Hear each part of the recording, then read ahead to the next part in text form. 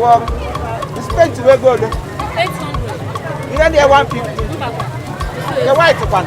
White is 700.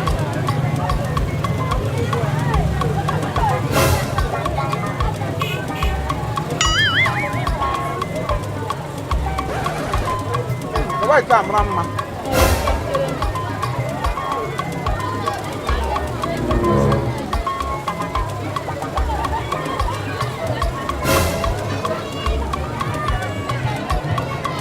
Last. 700 is less. Near the 120 for one page. 120. Pano. How you boss? No, go the 120. Hey, if you look at the gari boat, oh yeah, go on. Here got there day on. I live in a shop. Oh, we here got there day on. I never see him man. Ana got his moto. A test for ya. No, take a testing. I want to hear. Even I got it one, you buy a test, manalo. Oh, got it. I'm going to buy again. I'm here. Me, come on, can you come with one of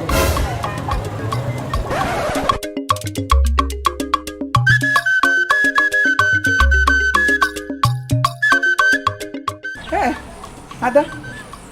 Hey, Chiefimocomedylatest. Here. Hello, Therefor. The mumma. Kenya nwa akpa mgbede. Mana cherekwa nke ibucha akwụkwọ nri niile a. Esi m ahịa azụgala m taa azụ ji echi ihe kwuru n'ime ahịa tam na-agafe na-akwụ Chiefimo. Ndị mmadụ na-agbakọ ya rịwa ka masquerade.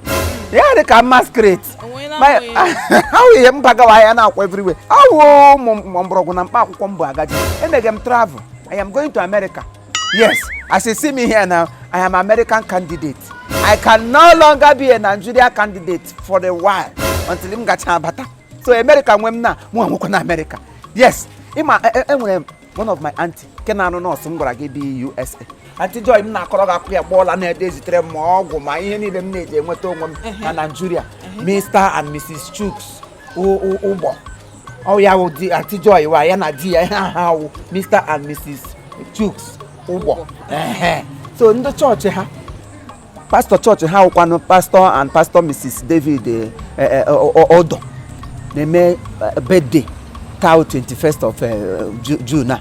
Then at the same time, the members or the men of the church they celebrated their Father's Day. So these people think it necessary that Chiefimo must collaborate with them this year. Last year, how many nana has how many? Manake this year, Auntie Joy na die show. Mr. Chooks na we have shown to know if Chiefimo wasn't here, the Father's Day wasn't celebrated. So they took it necessary, took and take how about grow tumbe that I must be there. Ngaru America, Imo take coronavirus to the benile. Yende eti here, that's in here why he webe. Ngruba manchu anwu no changa. Ma dogo yaru. Mbubai yani lewu na here mbrogu Igbo ja acho iba. Agwula atukanga akpa ha nilo tebukro. Ngaru ha na-ebe mbige ya kpere no service be ya share n'ọkụ nwunye share ya blanket kpufe ya ase ka duve. They will use it to breathe in and breathe out because they say prevention is better than cures. Yeah, what? Prevention is better than cure. Oh, what? Cure. Oh, and so I am going to grace the occasion and as well going to give them for precautionary measures.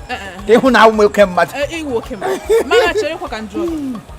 Isi na agba flight, na agba plane. Aga m eje ụkwụ aga America. Okay, ma umbo. Ndị mbụ na aga eje ụkwụ aga. Aga m efe n'elu n'afọ nnụnụ. Ọ na ihe a na-eme kita. Ihe a na-eme now. Coronavirus. Ebe niile dị on lockdown. Plane a na-efezikwa. Ụgbọelu a na-agbazi, ọ dị efezi. Akwụfọ airport. O mechiela. So, I'm surprised kids you see na in eje America. Oh, you invite.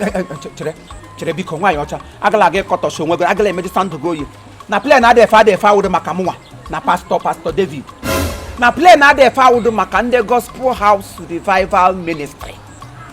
Gospel House Revival Ministry nke no na ala bekee USA. Na plane na dey fa with mburu ha na airport wa nga akposhi. So ndocha na I am going under the invitation of Gospel House Revival Ministry. Nke Pastor David na nwunye ya wu ndị isi. They are the leader.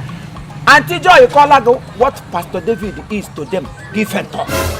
Pastor David is a man whom God called unto himself and by him. By their fruit you shall know them. He who got appearance and nwunye ga amasi yes. that these people is unto God's work.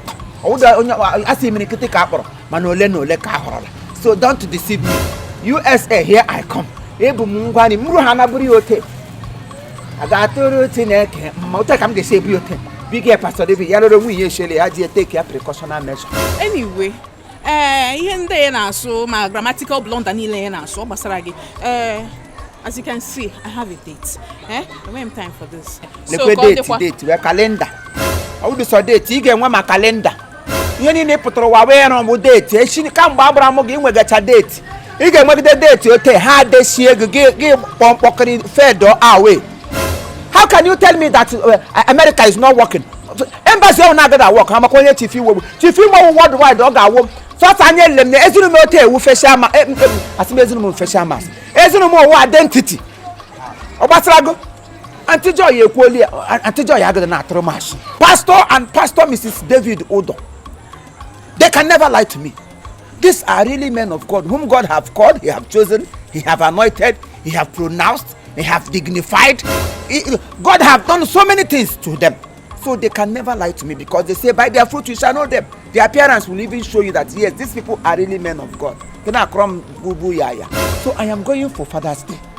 Pastor David, Pastor and Pastor Mrs. David, you, happy birthday to you, sir. And also, happy Father's Day to all the fathers in your church. God will continue to bless you people and elevate you from grass to the grace. In fact, already you people are on grace, so you remain on grace till time ends.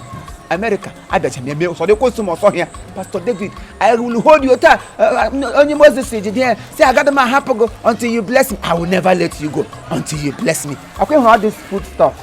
Magario Mantamimo, you must test them.